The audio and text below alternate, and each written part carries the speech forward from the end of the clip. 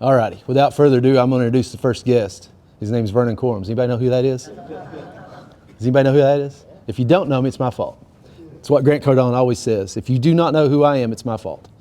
Because I've not done a good enough job putting myself out there and branding myself in such a way that you should know me. A lot of times I attend networking events and I walk in and it's like I want to go in a corner and kind of hide because I have done a good job in some aspects, but there's other times when I go in and it's just, I'm in a room full of people that I don't know. And there's people in this room right now that I've never met you guys, and I want to get to know you guys today. I've met a lot of people through some of the speakers you're going to hear from today. You're going to actually hear from them, and you're going to actually see how they have brought value not only to me as a business owner, but how I've brought value back to them as a business owner, and how we've all kind of collaboratively worked together. And I bet you I've done business with probably 40% of the people in this room. And that's pretty cool to say, because when you're trying to build yourself and build your network, I was in the same situation that a lot of people are in, not even more than, I'll just tell you a little backstory. I am the owner and founder of staycating.com. It's kind of a crappy website right now. We're working on building the brand out on it, and we're going to do some things that's really cool with it. But the intention of when we built that and built the brand around that, we built it as a business that sounded like booking.com, Airbnb, and that sort of thing. And I have a list of about 120 something names that we started with before we actually settled on that one. And what happened is in 2020, I was living other people's dreams. I was doing contract work for people, and I was almost basically a glorified employee of some businesses and some things that were local. And I was working for people. I was doing insurance, and I just had my focus all over the place. I was pretty much semi-retired for several years, stayed at home, took care of kids and took them to football practice and all that kind of stuff. And in 2020, when so many people were running away from the rest of the world, I ran headlong into it. And I was in a situation much like a lot of people today. I was looking for, how am I going to grow myself from here? Because what I had done is I had been a guy that weighed over 400 pounds and 404 at my highest level at one point. I think that's what we actually measured. It might have been even more than that. But what happened is that I had gone on this weight loss journey and I lost all this weight and had this revitalization of like, oh, I want to be somebody. I want to do something cool. I want to get out there and do something fun. And in my brain, I'm thinking to myself, okay, how am I going to do this? And because I knew a lot of people, but to be honest with you, in 2012, when I basically walked away from the corporate world and kind of started doing my own thing a little bit privately, I had a lot of people that I helped. I helped them build their brands. I helped them build their businesses. I helped people build churches. I helped people build nonprofits. I helped people build a lot of crap in this world. And the thing about it is in 2012, when all that came crashing down and the corporate job was gone, I basically got the big middle finger from about 90% of the people I knew. You know why? Because I was building for them. I wasn't building for me. And I was building all their stuff, and I was taking care of them. I wasn't taking care of my health. I wasn't taking care of my kids. I wasn't taking care of all the things that were important to me. And if you guys are following me on Facebook, I'm doing a 28-day journey right now if you guys want to follow along with that. And it's some of the things that I've learned throughout this process. But what I'm saying today is that we all have an opportunity today to make a change in our lives, to become better networkers, to become more engaged in a process that I think is what is the best way of building a business. There's really no ad spend on it. There's really no customer acquisition cost. There's none of that. You know, we're always talking about what does it cost to acquire a customer. Well, I can tell you that a free event is the best way to find a customer, at least a partner, a collaborator, something. I'm going to talk a little bit about that as we go. But as you begin to think about what you're going to do in networking and building your brand and building your prospects of being able to grow your business, you've got to be very intentional about it. And that's what I'm going to talk a little bit about today. I think what happens most of the time is that we think that, well, I'll just show up to a networking event and I'll bring my business card, or now it's everything's on Blink or whatever you call it. I'm still old school. That's why I wrote all my stuff on the board today. I'm still old school. And I don't take business cards. You don't have name tags on for a reason today, because I want somebody to ask you today what your name is instead of being able to walk up and just say, yes, well, you got yours on. That's fine. That means you were prepared for the meeting. But what happens is a lot of times is we go to these meetings and we go up and we'll put our card in somebody's hand, and we'll just walk around and we'll socialize for a few minutes and we'll go home and we'll never do anything with it. But today you're going to learn that that's probably not the best way to do networking, because it's just a waste of your time, waste of your energy. Like this morning, it's Saturday. You could be anywhere else in this world, but you're here today, and I really appreciate that. And I appreciate you guys being here to learn today. So we're going to talk a little bit about today, the mindset of a great networker. I don't consider myself a great networker. I consider myself a good networker. But what I found is that the more people know you and the more people get to know who you are and what you're about and what your philosophies are, what your core values are, then they're more apt to work with you. And what I found is that Megan's going to be here just a little bit later. I had a chance meeting with her.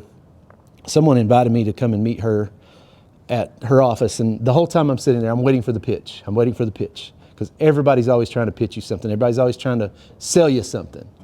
She never, ever one time asked me for a dime. She never, to this day, has asked me for a dime.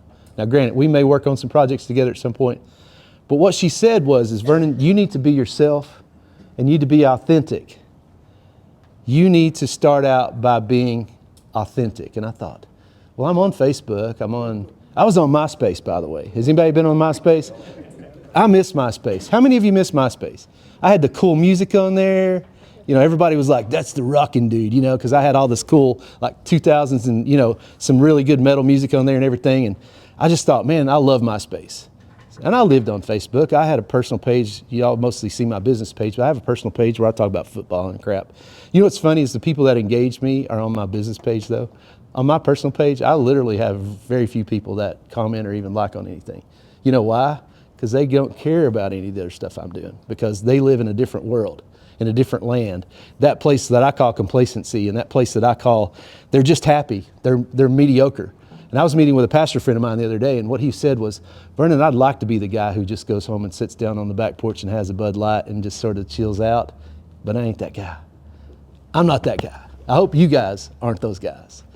Because what happens is, with that mindset, is that we find that we're just so complacent, and we just want to spend our energy doing what we want to do and not really putting ourselves out there. So the first thing she told me was, with your mindset, is be authentic. And so you guys may see me do lives every once in a while. I cried on the last one. If you want to go watch it, I'm about to take it down. I had said something on there, and it really got me a little bit emotional, because I'm kind of an alpha. I'm not really a beta. I'm a man's man. I don't believe in a lot of emotions and things. But when you start talking about your mama, you get a little different. You know what I'm saying? And so I got a little emotional in there, and I had so many people say, "Man, I've never seen that side of you." And I said, "Well, it was real. It was in the moment." So don't be afraid to be yourself. Don't be afraid to, put yourself out there every once in a while. You see a lot of kids on TikTok walking around doing that whole thing, and they're talking about how, crappy their life is and how the world sucks because they can't get their internet fast enough, and, TikTok got removed from phones, and there's so many things out there that we can watch like that. But I'm talking about being genuine, being real, being yourself. Be purposeful. So when you're coming into a networking meeting today, did you come in with a purpose today? I hope you did. I know the speakers probably did. I know that some of you came in here. Hopefully you had a purpose when you came here today. So be purposeful, because what happens a lot of times is, like I said, we go to these meetings, we go to these events, and we'll take a business card. We may go spend thousands of dollars to go to a big convention. Y'all just got back from one not too long ago. I went to one last year, and I'm going to talk a little bit about that in a minute. What I like about being purposeful is I know when I go into a meeting, I'm going to tell y'all two secrets of mine. Now, if you guys watch me when I'm at a networking meeting, if I put a card in my left pocket, there's a good chance that person's never getting called. Okay? Just so you know. So if you see me put one in the left pocket, don't judge me, okay? We listen, we don't judge, okay? I do that. You know why?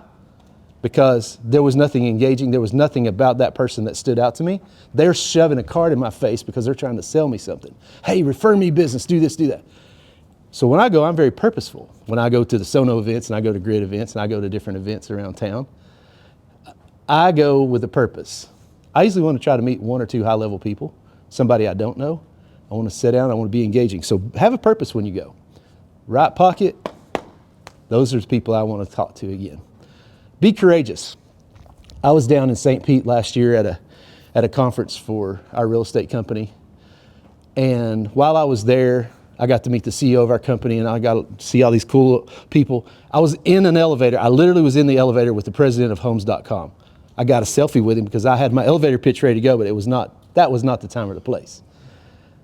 But I had a great meeting while I was there. I had a chance to, Angel AI, they were running Super Bowl ads, and this, basically the founder of that, the guy that created all that. I was sitting eating breakfast one morning. I was like, just sort of like, bleh, one morning, because the shower was cold. We had this really nice hotel, and the shower was cold, and I'm like, paid all this money to be here. And I was like, you know what, I'm just going to go have some breakfast and just sit down and chill instead of going to that R.O.I meeting this morning, because it's going to take more than that to get rid of my cold shower feeling that I had that morning.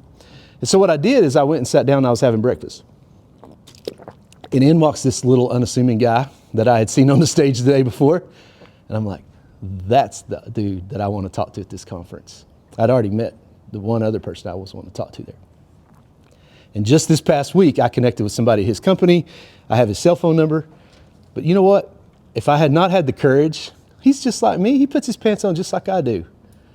If I had not had the courage to just basically go over and say, hey, I don't want to interrupt your breakfast today, but I love what you talked about yesterday. I love your product. Love to talk to you a little bit about short-term rentals. And this guy's like, oh, I've got a ton of short-term. And he starts talking about, I'm not doing any short-term rentals for him, but I have a connection. He remembers me. As a matter of fact, if you go look at the post I made about it the other day, he liked it and shared it. Okay? Does that mean anything? I don't know. But if I hadn't had the courage to just go over there and talk to the guy and just say, hey, I just wanted to let you know I appreciate your product. I'm using the product now. It's pretty neat. It's pretty simple to use. I'm just telling you straight up, if you don't have the courage, sometimes you're never going to be in a position where you can make money and do the things you want to do in life if you don't have a little courage. I think you got to have some skills. I think you got to activate curiosity. I think the dude in this room that does that the very best is sitting right back here in the back. You're going to hear from him this afternoon. Justin genuinely asks a lot of questions. He actually wants to know who you are. He wants to engage with you. There's another one there. I like it when people ask me questions about me instead of talking about themselves. I'm really guilty about if somebody says, hey, I want you to help me with short-term rentals. I'm really bad about going in and going and just telling them how to fix everything and do it all. Instead of asking them the questions and show curiosity. So that's one of my New Year's resolutions this year, is to be more curious, ask more questions and learn more about people. So as you're walking around today and you're getting to know people, you want people to know what you do, but you also want to know what they do. Because honestly, you don't know who they're connected to that you may be trying to reach out to. You don't know who they know that you might want to know. We were talking the other day about the six degrees of separation. I think a lot of people talk about, you're six people away from the person you want to meet. And the only way you're going to know that is if you ask enough questions.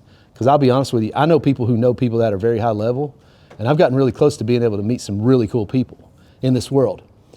And what happens with that is that if I don't ask enough questions and I'm not curious enough and I'm not actually telling them all about me and not learning about them, then I've actually got to a point in my life where I'm like, I got to stop being so talky and I got to be more listening. Be a storyteller. People don't want to hear sad stories a lot of times. They don't want to hear that your dog died. As a matter of fact, I had a couple people text me this morning and tell me that they're struggling. They got other things going on. Sorry, I bought a ticket. I was going to be there. And that's all good. But when you're at an event like this, you need to be a storyteller. You need to be somebody that is engaging. You need to be someone telling people how to do things. Start telling them a little bit about your story, like I did earlier. You tell them a little bit about yourself. Normally they either engage with it or they don't. But you at least have got to be a storyteller. I think I'm going to talk a little bit about it here in just a second I think we got to stop being curious for a sales pitch and we got to be curious for a solution. What I found out in my life is solutions to problems pay money. And if I can meet somebody and I'm curious enough to find out what's going on in their life, whether it's on a personal level, a spiritual level, a business level, if I can go to them and say to them, hey, tell me a little bit about you. Tell me what's going on in your life.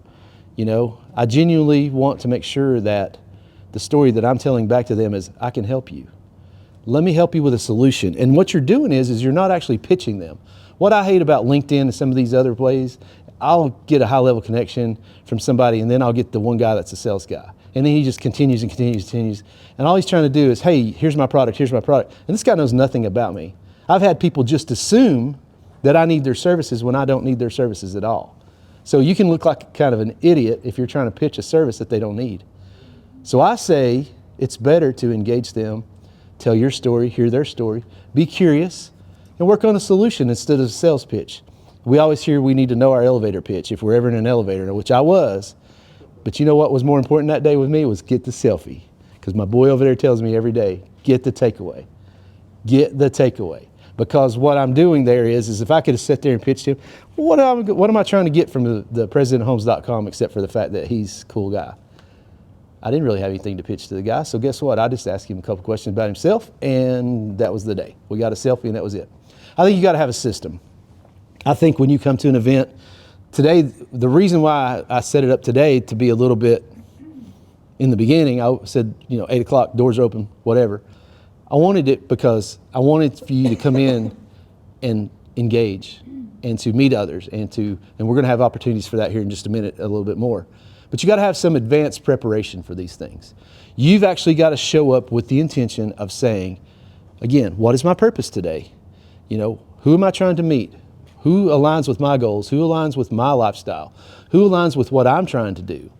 And so when you go to an event like this, or you go to a networking event locally, or even a big convention that you spend thousands and thousands of dollars for, you just need to have an advanced prep when you get there. Is your phone charged up? Do you have all your stuff ready? I've done that. I've showed up to events before and I was not prepared at all. And so I think that you have to have an advanced preparation for that. You have to go in with a system in place, whether, like I said, if you just do plain business cards or whether you've got your phone apps, and then make sure you're building a list. Guys, that's one of the biggest mistakes I've made since 2012. I used to have what they call the little black book, the little Rolodex. As a matter of fact, I had lots of them. Linda knew me back then. I knew everybody, okay? Anybody say, hey, do you know somebody that sells t-shirts? Oh, I sure do. And I'd connect them right away. But what I didn't do when I started this business, this is a hard lesson to learn, is I wasn't building a list. So I wasn't able to sell anybody anything because I'm like, well, I met these people. I didn't have a CRM in place. You know what I'm saying? I didn't have the systems in place to be able to follow up with them. And so what I did one day is I sat down and I said, what are the top 5 things that I need to fix before I start networking even more? And so I got to sit down and I started thinking about it. And then I built a strategy. I built a plan. I got very strategic. So now if I go to a meeting, I have a very intentional reason for going. I have a plan. I have a purpose.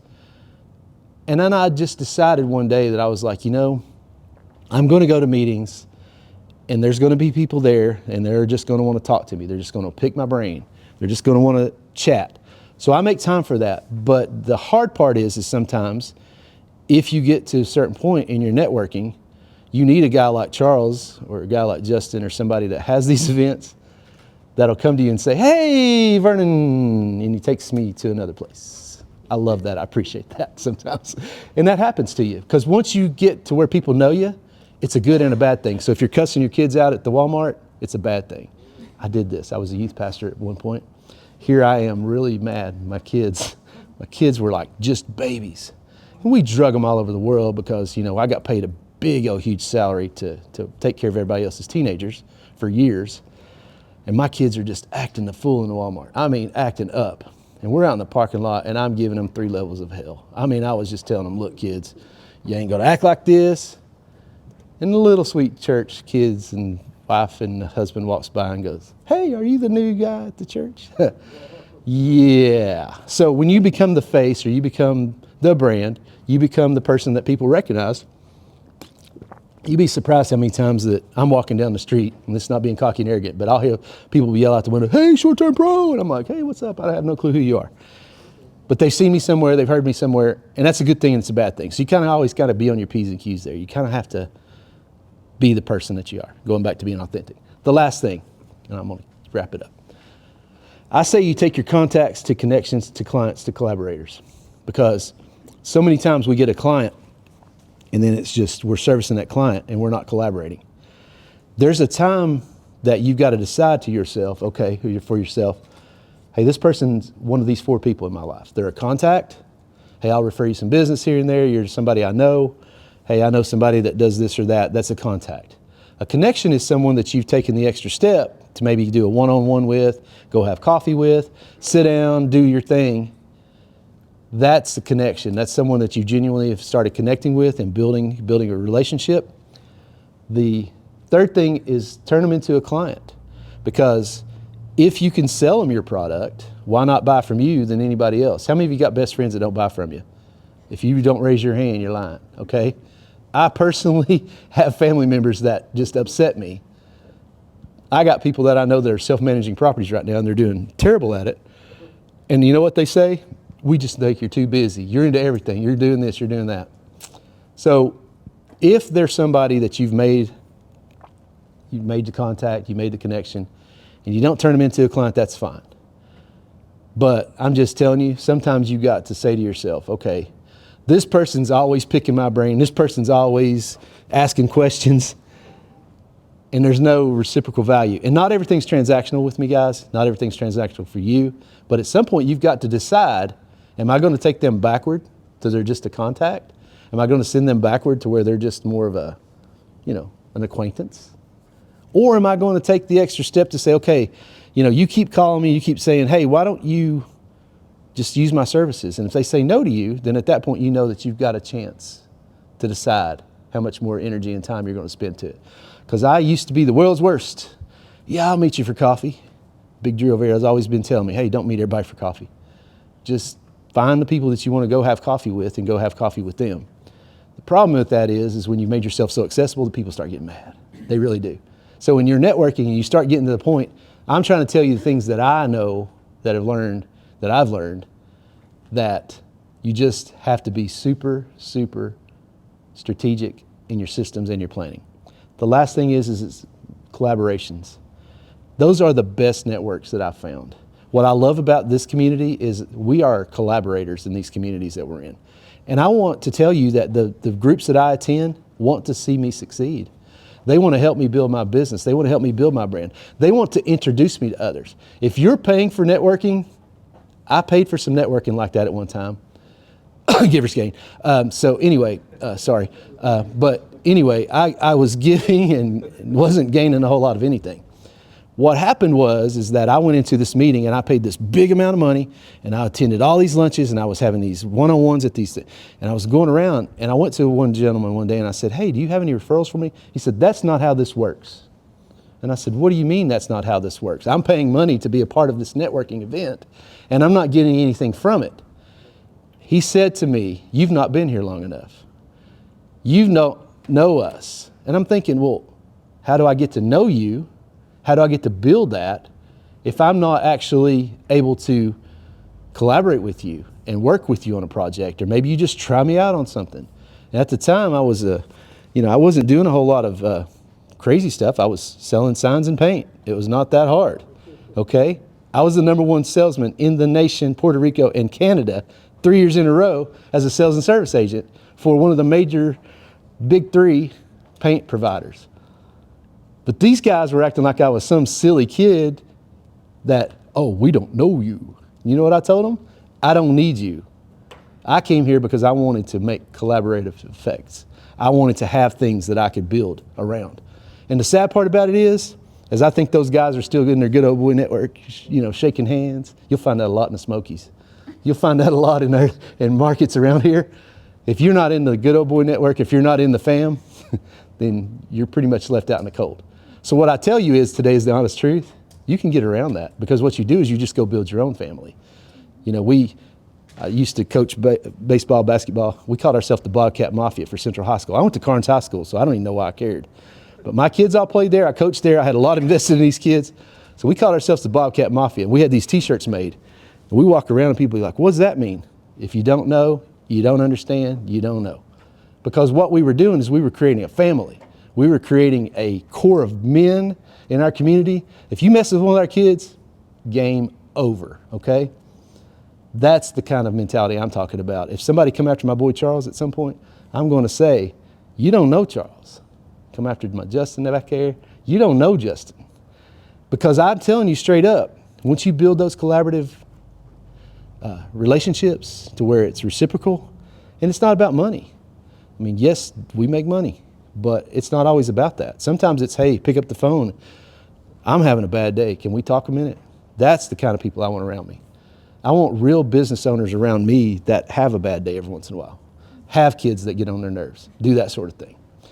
Because if you don't have those kind of people in your life, we got snowed out on our last event like that. If you don't have those kind of people in your life, you just think everybody's hunky-dory. You see the highlight reels on Facebook and you think, well, these people got it all put together. And then you talk to them for just a few minutes and you find out they don't have it all together. They got problems. What we've got to do is we got to get past all of the facade and break free through some of that, be authentic with each other, build our mindset, build our skills, build our systems, and create collaborative relationships. That's my talk for today, guys. That's really what I wanted to tell you today. That's what's been on my heart. I went first on purpose because I knew it would kind of be, it'd be kind of, boring and whatever, and y'all just need to wake up or whatever. But I want to switch this into another gear now. You've got some papers floating around here. I'm going to ask some questions. And what I want to do is, I want to just talk through this a little bit, okay? And let's just have some interaction here. This one's not going to be recorded. It's not going to be online or anything. So you guys just, Brian, you can record if you want. But our part of this right now is what we're here for today is to learn. We're here to grow. We're here to expand. And so what I want to do today is I want to ask y'all some questions. I want to talk to you a little bit about your foundations of your networking and your marketing. Can you tell me, somebody in here, what has been your biggest win from networking at an event, similar to this or maybe bigger, whatever? What is your biggest win? I can tell you. Okay. I met Brenda at one of Charles's events. Uh-huh. So I said, I'm Brenda, your lender. She said, well, that's awful. I said, that's awful presumptuous, don't you And think? we've been best friends. Absolutely. Absolutely. Right. Yeah. Thank you, Charles. Sure. I met Brenda. Somebody invited me to come and speak. I didn't even hardly talk to her that day, but she was intriguing, someone that was easy to talk to. Met her at the next event. It was crazy. We've been best friends ever since. Not best friends, but Cindy's the same way. Go ahead. Well, what's kind of strange, because as a realtor, my biggest takeaway was networking with other realtors, which sounds crazy, even locally. Mm-hmm. And I have had more referrals from other realtors across the state, and I also do international real estate, but also just locally, people that don't have a good fit. And instead of working with people you don't like, you find somebody else that might fit better with them, and you get a referral fee or something like that. That's what I found works, just close to home even. Mm-hmm. That's the beauty of real estate. If you're in real estate, you still can get paid if you refer it to somebody else. Yeah. You know how many houses I show? About this many, maybe one or two. You know how many houses I rent out? But I have a person. That's what she does. She does it very well. So when a client calls me and says, hey, do you know a long-term renter person? Linda, because that's what we do. And the perks are you get a referral for that. And sometimes it's just we're friends. And then there's other times we get to use their condo. That's all, Just saying. Just saying. That's kind of how life works. Anybody else? What's your biggest, Justin? Started doing professionals network here in town. Mm-hmm. And, but I'm not really a young professional. I was 38 when I started it. Mm-hmm. And so a young lady came to an event that we threw, an educational event. So then she came to the national conference Mm-hmm. that I helped organize the wealth event. On the way home, she called and she was crying because she said that she was always arguing with her husband that he dreamed too big and his dreams were unreasonable, and she'd be living in this little fishbowl in Blount County, right? And seen her whole life change, Mm-hmm. whole life change, right? She's local. They sold $35 million in real estate last year.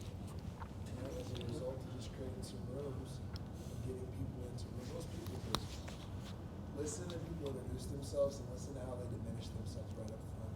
Mm. They will tell you, please don't treat me with respect and dignity, and I'm only worth about this much. Mm-hmm. Right out the gate, they tell you Sure. immediately, like they will try to diminish their worth to you. Mm-hmm. And so that's probably the single biggest one. Wow. But really tremendous. It was really cool to see. And she was always that person. Mm-hmm. She just couldn't see it. Right. Wow. Anyone else? Anybody have like a big takeaway from like an event? You met somebody cool, or you had a big takeaway?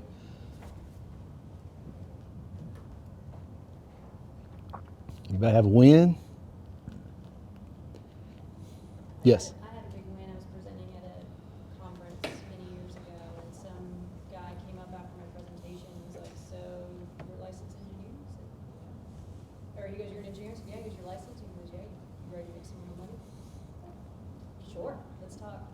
And so that just changed my entire trajectory in terms of, that actually is what ultimately led me to start my own business, was giving me the money and the capital to do so, but having that as a stepping stone.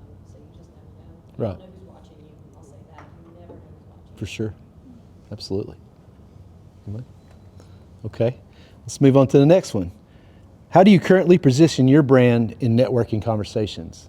So do you go in, "Hey, I'm a realtor," or do you go in, how do you approach that? These are things you need to be thinking about. Because like Justin said a while ago, what's the other person's perspective? Anyone? Yes. Well, I actually own a networking company, so it's kind of fun when I meet people at networking events. I ask them, "Do you like to network?" It's such a trick question. They have to say yes. Correct. And I always have information to have it. I just talked about, if I'm at a networking event and someone likes to network, then I introduce them to what we do. So, Okay. so that's. What's the name of your network? I saw it on the emails. Yeah. See how easy that was? Tell us a little bit about it. Always wear it on you. Uh-huh. Again, welcome to Wood. So my company is called Incredible Business Networking. It's part of Incredible Talent, a marketing agency and business networking company. So I appreciate events like this very much and the opportunity. What we do is we have 17 events a month in the Knoxville area that are free to attend, no membership, no dues, no fees, no attendance requirements. Everyone's welcome. You can find all the information at incredibletown.com, or I probably will stick a flyer somewhere near you. If it goes in your left or right pocket, that's We also have a big speed networking. Have you guys heard of speed networking? The big one that happens at Fair Community Center every year? That's our Yes. Okay.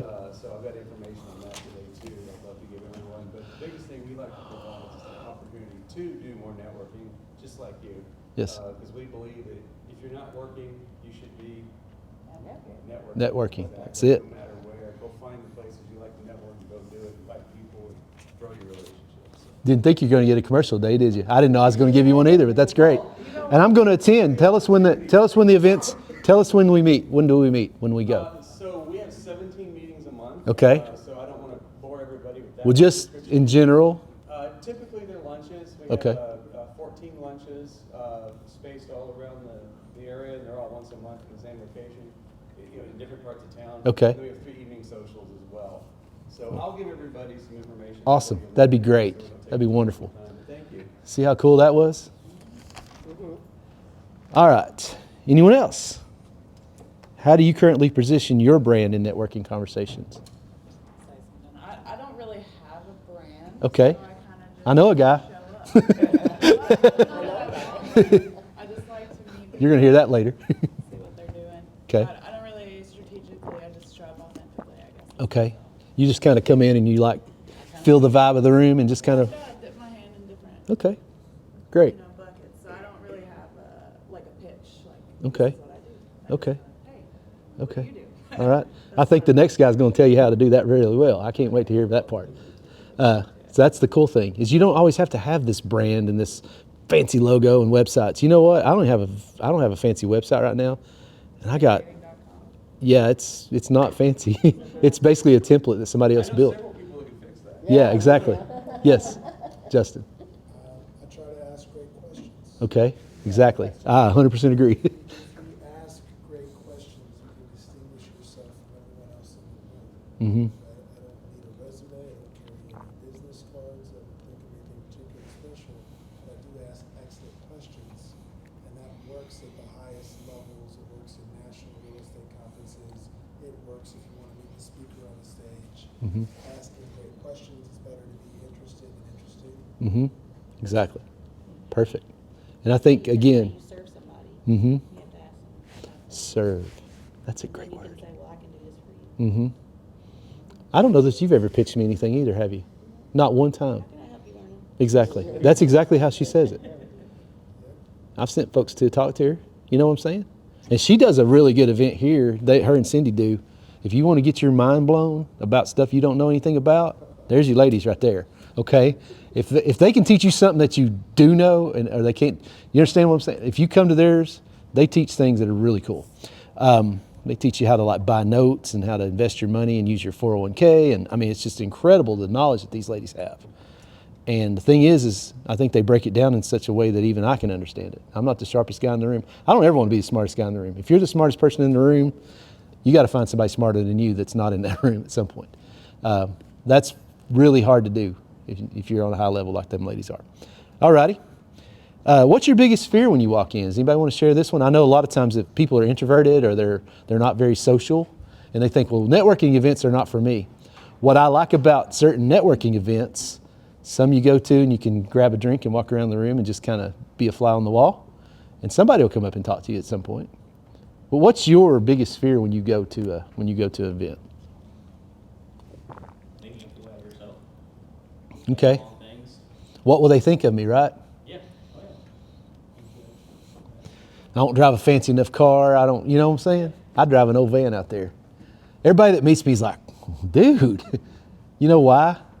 Because I don't want that flashy lifestyle. I'm not the guy that's going to get down in front of my Lambo. Even if I owned a Lambo, 90% of people in this world wouldn't know it. Because that's not this guy. So when you have a fear of going in a room, everybody else is richer than me, everybody else is whatever. Guess what? I want to be in a room with a lot of people richer than me because I want to find out. I heard Chris, was it Chris? No, not Chris Rock. Somebody, one of the comedians the other day was talking about how he was in a room with Jeff Bezos. And his buddy's like, don't you go talk to him. He don't have time for you. He said, I walked up to him and I said, hello, Mr. Bezos. I think it was Chris Tucker, you know. And he's like, well, the guy probably knew you. You're a comedian and everybody knows you in this world. But he said, I didn't want anything except to tell the guy that I liked what he did and then gave him a card and said, hey, if you ever want to talk, here it is. That takes a lot of courage to do that. So we got to overcome fear.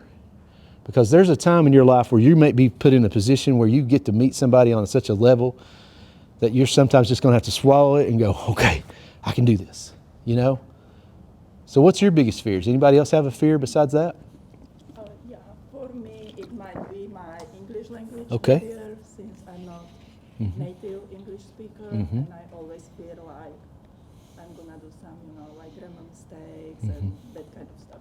When I heard you speaking a while ago on the phone to do it, I was like, I want to meet her because I want to find out what language you speak of that. Because personally, I think that's a point that when you go into a room, I have many multilingual friends because my business has got people who travel from all over the world. And I'm always curious about what language do you speak because there may be a time when I need you. So that's a good thing. I have people around me that just speak different languages because I'm a good old boy from East Tennessee. I live in Fountain City, and I think it's that way, you know. I don't know how to speak French or anything like that or any of those cool languages. So I think to me, that's a strength. So use that to your advantage. Who's the most successful or influential person you've ever met, like one-on-one, not just, hey, I shook their hand and took a selfie with them. Who's somebody you've met at an event, a high-level person? We may not even know who they are, but tell us who that was for you.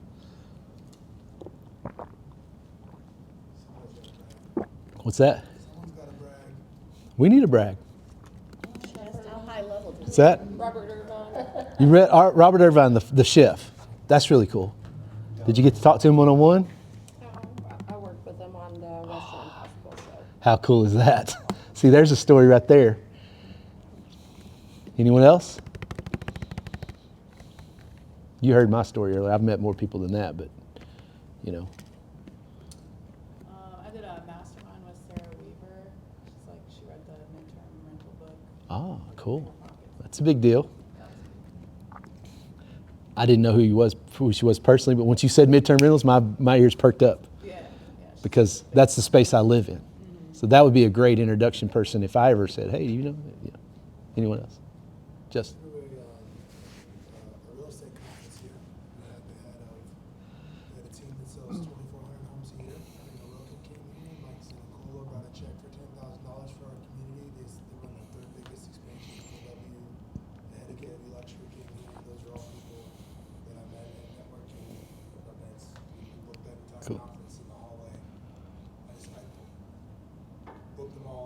in the hallway. Mm-hmm. Right.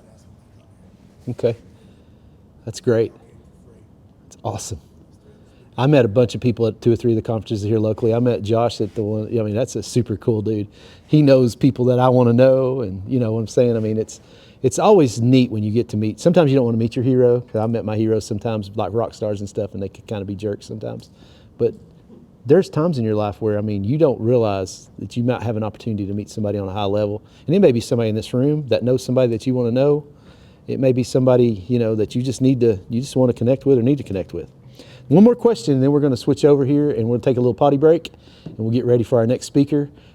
What is the one thing you'd like to improve about your networking approach? Because I think that's what we're all here for today. Does anybody have anything? Just, we can popcorn this if you want to. What's something you want to improve? I want to keep track of everybody I meet and what they do and do a better job at it. Exactly. Me too. Me too. Keep trying to be involved. We need to have just a class on that one day, how you do that. Maybe somebody's going to talk about that today. I don't know. But that's good. For me, it's basically just making it more natural, because I'm naturally introverted. Uh-huh. And coming up with someone and trying to talk to somebody, it doesn't come across naturally sometimes. So Mm-hmm. that's Okay. my thing, just, So be more natural, be more yourself. yeah, get past that fear. Yeah. Okay. Guys, I still struggle with that, believe it or not. I do. Like, I had to go decompress in the hall. Charles walked in, he's like, "Hey, buddy, what you doing?" I was like, decompressing in the hall. Because you put these events on and you never know, you know. What we said on the phone call the other night, one person might show up. You know, when you got something like this, you never know. You spend money, you don't know. So I want to get better at that. I want to get better at doing more of these and not trying to make them like big. I want to do more smaller events. So that's the goal with that. So whenever you leave here today, there's a good chance you're going to get an email or something saying, "Hey, this is the next small event we're going to do." And again, we charge for this one for a reason, because we just needed to offset a few things on the cost or here and there. But honestly, guys, we don't want to make this expensive. And we want to teach you how to do your own thing too. If you want to learn how to be a coach, I'm going through the process right now. I have no clue what I'm doing, but I've got people that are teaching me, and I'm going to be willing to teach others. What else? Anybody else? Anything else you want to improve? Justin's going to be doing this afternoon after the end of his. One thing, because I go to a lot of events, and so sometimes it's like, you know, keeping in touch with your friends Mhm. if you haven't seen them for a while. And so sometimes I realize I don't meet anybody or connect with Mhm. anybody Mhm. new because I'm catching up with the Right. old, which are Sure. both important. Right. But I'd like to try to make at least one new connection at each event. Uh-huh. It's easy to get cornered when you know somebody, you know, and the first thing you do in this room, you're looking for somebody you know. oh, there they are, so I can feel comfortable. And then I know you and I've done that before, Brenda. We've sat down before and talked, and it's kind of like we look around like, oh crap, the meeting's over with, you know. And so I feel like we all got to do that better, for sure. I do get that at tours sometimes too. People get a hold of me, and so what I like is though Charles will come over and like remove me from that situation, which is always so good, because that's what I want to get better at. I want to get better at stop being just in a corner somewhere, you know, and because people will corner you and they'll just talk to you. So I always want to meet more people. Anything else? Cool. I think being strategic and finding very specific rooms that I'd like to be in, Mm-hmm. even outside of Tennessee, Mm-hmm.